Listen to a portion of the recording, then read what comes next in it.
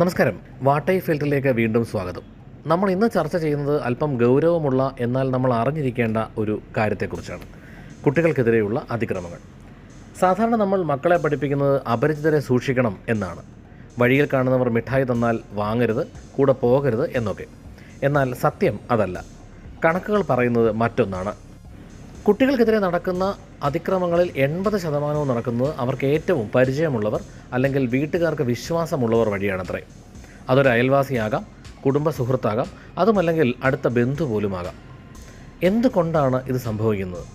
കാരണം മറ്റൊന്നുമല്ല, വിശ്വാസം.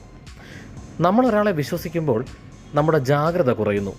അദ്ദേഹം പാവമാണ്, അദ്ദേഹം നമ്മളുടെ സ്വന്തം ആളല്ലേ എന്ന ചിന്ത കുട്ടികളുടെ പരാതികളെ പോലും അവഗണിക്കാൻ നമ്മളെ പ്രേരിപ്പിച്ചേക്കാം. പ്രതികൾ ഉപയോഗിക്കുന്നതും ഇതേ വിശ്വാസത്തെയാണ്. ഇവിടെ നമ്മൾ മാറ്റേണ്ടത് നമ്മളുടെ കാഴ്ചപ്പാടുകളാണ്. ഒരു പ്രത്യേക വ്യക്തിയുടെ അടുത്തേക്ക് പോകാൻ കുട്ടി മടിക്കുന്നുണ്ടെങ്കിൽ അത് വെറും വാശിയാണ് എന്ന് കരുതി തള്ളിക്കളയരുത്.